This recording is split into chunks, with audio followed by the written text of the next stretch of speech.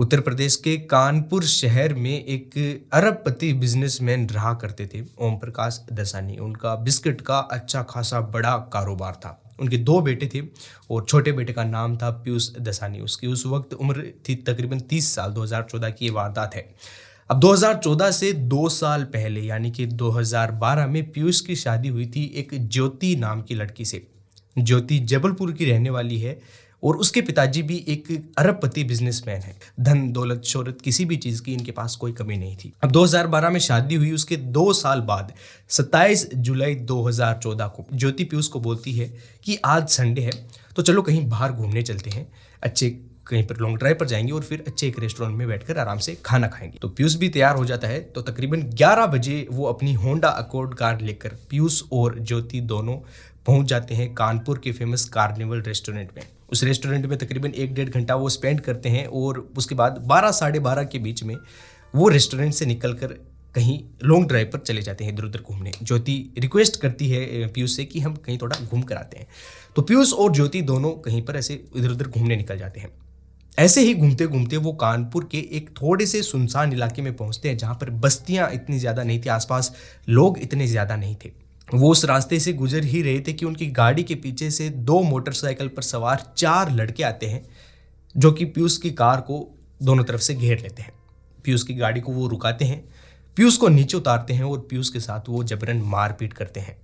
उसके बाद में पीयूष को वो नीचे रोड पर धकेल कर 2 शख्स गाड़ी के अंदर बैठते हैं, 2 लड़के गाड़ी के अंदर बैठते हैं और ज्योति समेत उस होंडा अकॉर्ड कार को वो लेकर वहाँ से फरार हो जाते हैं। उस वक्त पीयूष बुरी तरीके से बौखला जाता है। वो सबसे पहले अपना फ़ोन निकालता है और अपने पापा को फ़ोन करता है और उनको सारी बात बता देता है कि ऐसे ऐसे उसको ज्योति का किडनैप हो गया है, वो ज्योति को जबरन उठाकर ले गए हैं। पीयूष को उस वक्त तक लग रहा था कि ये कोई किडनैपिंग का मामला है। अब क्योंकि वो एक अमीर घराने से आता है तो ज्योति का किडनैप कर लिया उन्होंने और अब वो फिरौती मांगी। तो पीयूष ये सारी बात अपने पिता को बताता है। उसके बाद में वो किसी से लिफ्ट मांगता है रोड पर और थोड़ी देर में उसको एक बाइक सवार लिफ्ट भी दे देता है। उस बाइक पर बैठकर नज़दीकी पुलिस स्टेशन पहुंचता है। पुलिस वालों को बताता है कि मेरा नाम है, मेरा पता है और जितनी भी घटना घटी उसकी बीवी को किडनैप कर ले गई, ये सारी बात पुलिस को बताता है। अब पुलिस को जब पता चलता है कि वो एक अरबपति बिजनेसमैन का बेटा है, एक अरबपति बिजनेसमैन की बहू किडनैप हो गई है, तो पुलिस भी फौरन हरकत के अंदर आती है। रेडियो के ऊपर चारों तरफ गाड़ी का नंबर फ्लैश कर देते हैं, जहां कहीं पर भी गाड़ी मिले तुरंत इसको रुका लो। उसके बाद पीयूष पुलिस स्टेशन से अपने घर पहुंचता है। घर पहुंचता है तो वो देखता है कि घर में भी पूरे में कोहराम मचा हुआ है। उसके बाद लगभग 1:30 बजे पुलिस के कुछ आला अफसर पीयूष के घर पहुंचते हैं, पीयूष से बयान लेने की क्या सब कुछ कैसे हुआ।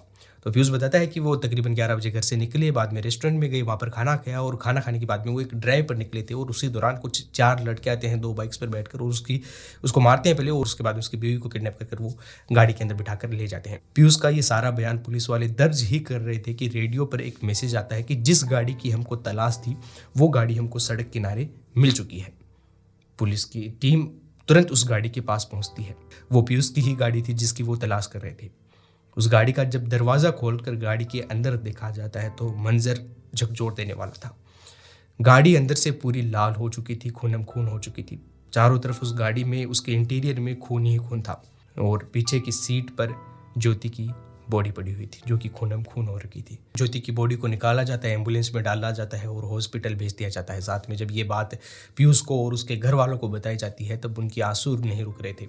2 साल पहले उनकी पीयूष की शादी हुई थी और 2 साल बाद आज सब कुछ खत्म हो गया। तो पुलिस वाले उनको फ़ोन करते हैं कि आप एक बार हॉस्पिटल आ जाइए और लाश की एक बार शिनाख्त कर लीजिए कागजी कार्रवाई के लिए।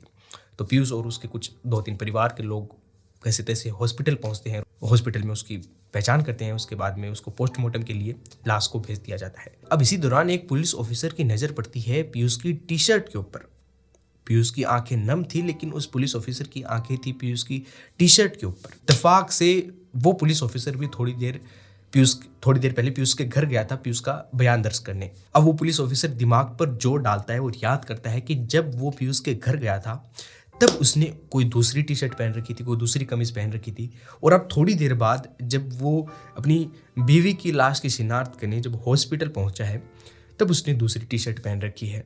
वो कपड़े चेंज क्यों करके आया है? घर में जब कोई बीमार हो जाता है थोड़ा ज़्यादा तब भी लोग खान पान कपड़े सब कुछ भूल जाते हैं। यहाँ पर तो उसकी बीवी की मौत हो गई और इस मौके पर वो टी शर्ट चेंज करके आया, ये बात उसको खटकती है।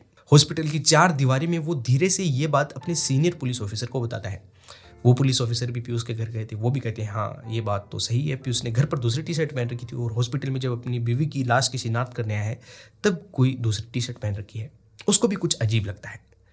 उसके बाद में पुलिस के कान खड़े होते हैं और पुलिस का हल्का सा शक चला जाता है पीयूष की तरफ। हालांकि टी शर्ट चेंज करके है, इस बिहाफ पर उसको सीधा कातिल घोषित नहीं किया जा सकता, लेकिन पुलिस के केस को एक डायरेक्शन मिल गई कि उनको केस को किस सिरे से शुरू करना है। खैर थोड़ी देर बाद में ज्योति की पोस्टमार्टम रिपोर्ट आती है और उस रिपोर्ट के अनुसार ज्योति के शरीर पर 17 बार किसी तेज धार वाले हथियार से वार किया गया था। बेरहमी से वार किया गया और वार करने वाले का इंटेंशन ये था कि ज्योति किसी भी असर में, किसी भी कंडीशन में जीवित नहीं बचनी चाहिए। उसको ज्योति को एकदम खत्म करना था।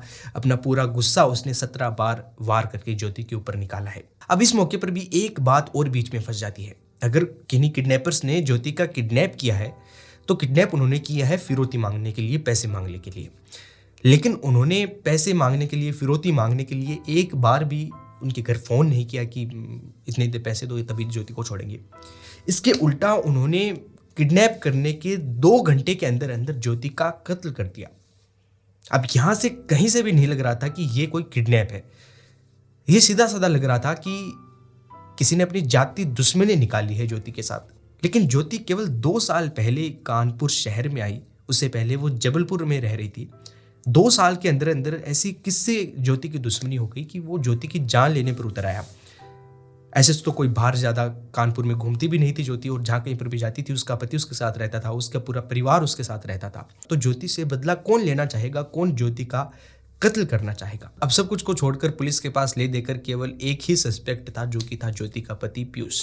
अब पीयूष ने जितने भी बयान दिए उनको रीचेक करने के लिए पुलिस सबसे पहले जाती है उस कार्निवल रेस्टोरेंट के ऊपर। पुलिस वाले रेस्टोरेंट के स्टाफ से पूछते हैं कि क्या 27 तारीख को 11 बजे पीयूष दसानी यहाँ पर आया था। तो रेस्टोरेंट के स्टाफ को याद था और वो कहते हैं कि हाँ यहाँ पर पीयूष और उसकी पत्नी ज्योति दोनों आए थे। उसके बाद में पुलिस ऐसे ही घूमते फिरते चलो एक बार चेक कर लेते हैं। वो बोलते हैं कि हमको एक बार सीसीटीवी की फुटेज दिखा दो। तो वहाँ पर सीसीटीवी रूम में जाते हैं और वहाँ पर जब वो सीसीटीवी की फुटेज देखते हैं तो थोड़ा सा कुछ हैरान कर देने वाला था उसमें। तकरीबन 11:30 बजे पीयूष और ज्योति दोनों रेस्टोरेंट के अंदर दाखिल होते हैं। रेस्टोरेंट में उन्होंने पहले से अपनी एक टेबल बुक कर रखी थी, तो वो सीधा उस टेबल पर जाकर बैठ जाते हैं। दोनों बाद में खाना ऑर्डर करते हैं, वेटर खाना लाता है, खाना खाते हैं। लेकिन इस बीच एक बहुत ही अजीब सी बात ये थी कि पति पत्नी जिनकी 2 साल पहले शादी हुई वो खाना खा रहे हैं, लेकिन एक दूसरे से बात तक नहीं कर रहे हैं, एक शब्द एक दूसरे को नहीं बोल रहे हैं। इससे बढ़ के भी वो एक दूसरे की तरफ देख भी नहीं रहे हैं।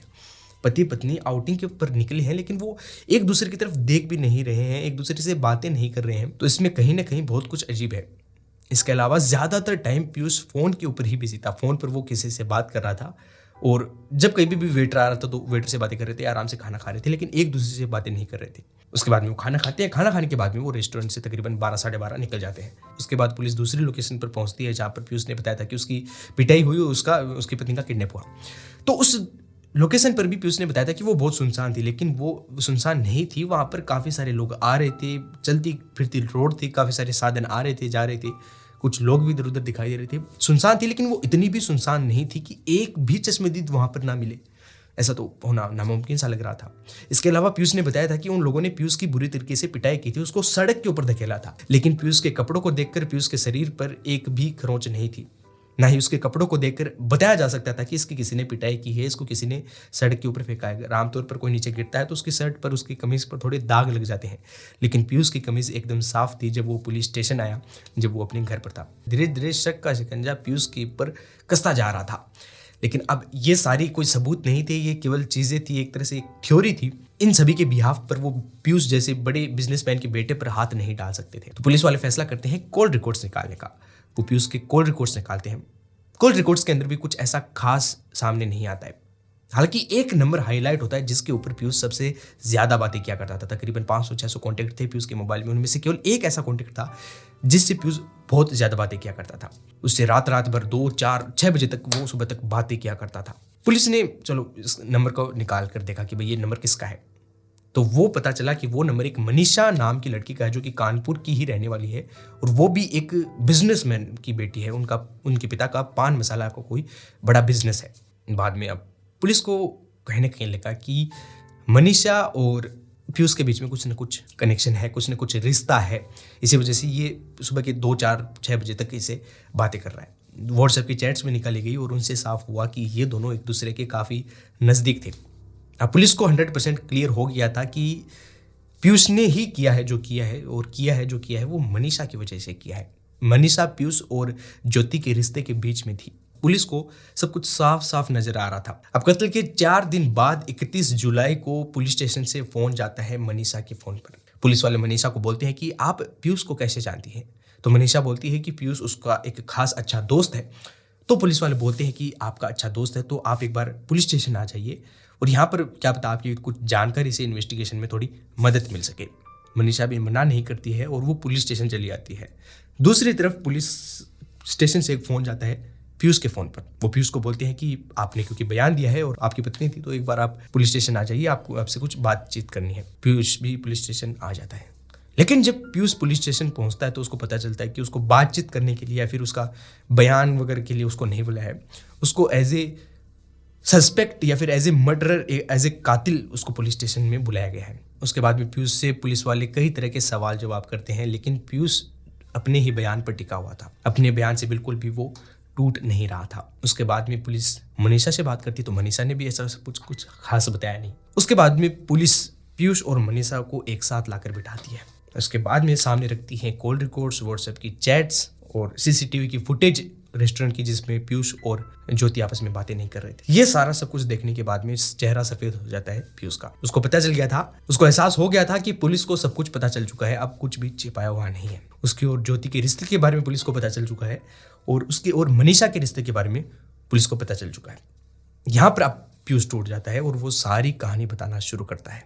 पीयूष बताता है कि वो प्यार तो करता था मनीषा से, लेकिन उसने अपने घर वालों को कभी बताया नहीं कि वो मनीषा से प्यार करता है। पीछे से घर वालों ने उसकी शादी ज्योति के साथ पक्की कर दी। अब डर के मारे कि उसके घर वाले उसको प्रॉपर्टी से बेदखल ना कर दें या फिर बिजनेस से बेदखल ना करते हैं, इस डर में पीयूष ने कभी अपने घर वालों को भी नहीं बताया कि मैं ज्योति से प्यार नहीं करता हूँ, मैं मनीषा से प्यार करता हूँ। पीयूष ने चुपचाप, जैसा उसके माँ बाप ने उसको कहा, जैसा उसके पेरेंट्स ने उसको कहा, वैसा वो करते गया और उसने ज्योति से शादी कर ली। लेकिन वो ज्योति को अपनी पत्नी के रूप में अपने दिल से स्वीकार नहीं करता है। वो अभी भी प्यार करता था मनीषा से। अच्छा, इसी दौरान पुलिस को, जब पुलिस तलाशी कर रही थी ज्योति के कमरे की, तब ज्योति के कमरे में एक डायरी भी मिलती है पुलिस को। उस डायरी से सब कुछ क्लियर हो जाता है। जितनी भी ज्योति की ऊपर बीतती थी, जो भी सारी ज्योति के मन की थी, वो सारा सब कुछ ज्योति उस डायरी के ऊपर उतारती थी। उस डायरी के अंदर लिखा था कि पहले दिन से ही पीयूष ने उसको कभी पत्नी नहीं माना, कोई दर्जा नहीं दिया। वो मेरे साथ रह रहा है, लेकिन हम एक साथ फंक्शन के अंदर भी जा रहे हैं, हम एक साथ बाहर घूमने भी जाते हैं, बाहर शॉपिंग करने भी जाते हैं, लेकिन कभी पीयूष ने उसके साथ हंस कर बातें नहीं की, उसके साथ उसको कभी अपनी दिल की बातें नहीं बताई, कोई भी बात उसके साथ शेयर नहीं की। वो सारे दिन किसी और से फ़ोन पर बातें करता रहता है। शायद उसकी ज़िंदगी के अंदर कोई दो और लड़की है, उसको नाम नहीं पता लड़की का कौन है, लेकिन शायद उसकी ज़िंदगी में कोई और लड़की है। वो कई बार रात को 12 बजे, कई बार 2 बजे चुपचाप सभी के सोने के बाद में उठकर कहीं चला जाता है। इसकी कई बार उसने शिकायत उसके इन लॉस को भी की, लेकिन उन्होंने भी कुछ नहीं किया।